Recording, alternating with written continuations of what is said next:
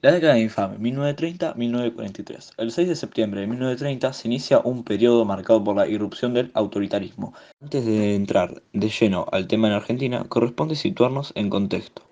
En 1922, en Europa, comienzan los regímenes fascistas, gobiernos autoritarios con ideologías extremistas, de extrema derecha y fuertemente anticomunistas. De ellos se destacan a la Alemania de Adolf Hitler y la Italia de Benito Mussolini. Durante estos gobiernos se llevó a cabo una fuerte persecución de razas. Por otro lado, en 1929, en Estados Unidos se da la peor crisis económica en la historia, donde la bolsa de valores se desploma llevando a millonarios a la quiebra. Esta crisis afecta a todo el mundo y, de forma directa, a la Argentina. Kennedy padre dijo: "Si un lustrabotas sabe tanto sobre la bolsa como yo, tal vez sea hora de dejarlo". En el 29, la Argentina no quedó al margen y las repercusiones de la misma se hicieron sentir sobre la economía y la sociedad de la época. Cayó el precio de la materia prima, se paralizó la actividad económica generando desempleo y pobreza, la situación de la Argentina se agravó aún más luego de que Inglaterra redujera las compras de carne en beneficio a sus colonias y ex colonias como Australia y Nueva Zelanda. Estas medidas se definieron en la Conferencia de Ottawa en el año 1932, perjudicando aún más el nivel de las exportaciones de la Argentina. El gobierno argentino organizó entonces una misión presidida por el vicepresidente Roca para negociar las condiciones de un acuerdo comercial entre ambos países. De dicha misión surgió el denominado Pacto Roca-Runciman, que se ratificó en 1933. El Pacto Roca-Runciman, Inglaterra se proponía mantener la cuota de compra de carne enfriada, que era similar al volumen que había comprado desde julio de 1931 hasta julio de 1932. La Argentina, a cambio, debía gastar todo el dinero que obtuviese de sus exportaciones en la compra de productos británicos. No reduciría la tarifa de los ferrocarriles, mantendría libre de derechos, impuestos de aduana, algunos productos como el carbón proveniente de Inglaterra y proporcionaría un trato benévolo a las compañías y frigoríficos de origen inglés. Esto anunciaba de que algo andaba mal. Yendo para la Argentina, el 6 de septiembre de 1930 se inicia un periodo marcado por la irrupción de autoritarismo. El golpe de Estado que derroca al presidente Hipólito Yrigoyen inaugura en la historia de Argentina un periodo de irrupciones permanentes a la continuidad democrática. Este golpe significó el retorno a las viejas prácticas de fraude electoral, a la corrupción y a los negociados.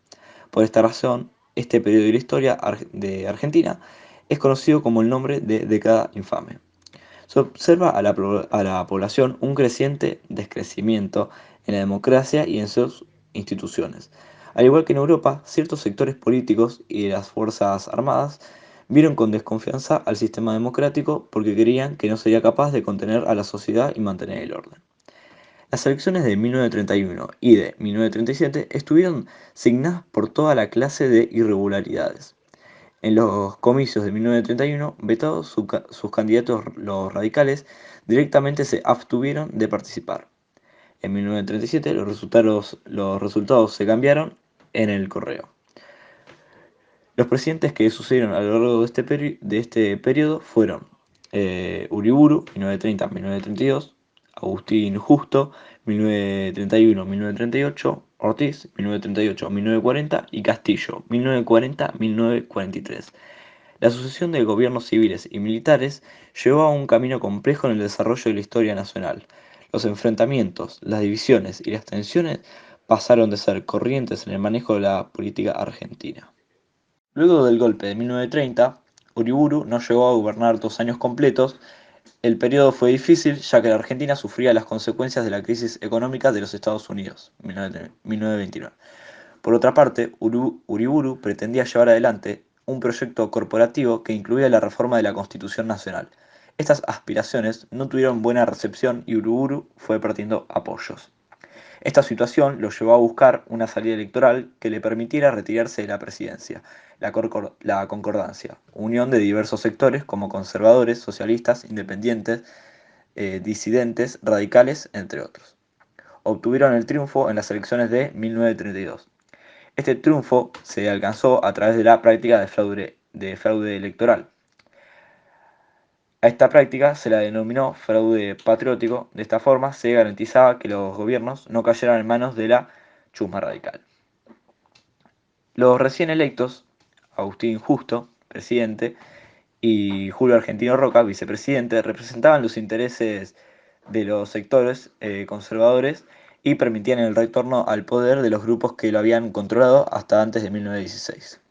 El gobierno tomó importantes medidas, especialmente en el área económica, como la firma del Pacto Roca-Rusimán.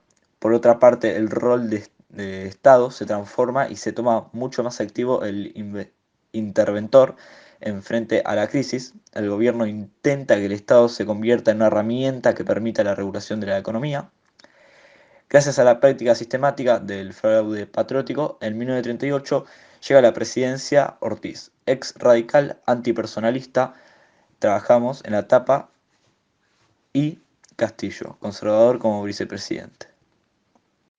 Es importante destacar que Ortiz intentó generar un cambio en la práctica política de la época. A pesar de llegar al gobierno a través de fraude, una vez en él intentó combatirlo interviniendo en las provincias en las que se produjera elecciones corruptas. Sin embargo, su presidencia estuvo plagada de dificultades, su salud sufría de diabetes muy aguda, se deterioró, debió tomar algunas licencias y la situación internacional, Segunda Guerra Mundial, influyeron directamente en el desarrollo de la historia política y económica de la Argentina. La política exterior de la Argentina frente a la guerra fue la neutralidad, sin embargo la sociedad se dividió frente a la guerra. En 1942, el presidente Ortiz se vio obligado a renunciar a la presidencia, su salud muy deteriorada lo llevó a la muerte y dejó el gobierno en manos del vicepresidente Castillo. Castillo retomó las prácticas fraudulentas y se ocupó de preparar el camino para quien sería su futuro sucesor. Apoyaba la candidatura de Robustiano Patrón Costas, un político conservador hacendado de la provincia de Salta, para las próximas elecciones presidenciales. Esta candidatura no fue bien recibida por sectores nacionalistas del ejército que conservaban con preocupación las inclinaciones políticas del patrón Costas. La postura de Castillo durante el gobierno fue autoritaria. Además, Castillo tuvo una fuerte intervención en las provincias y, junto al apoyo que ejercía sobre el ejército, económicamente hablando, podía asentarse su figura política.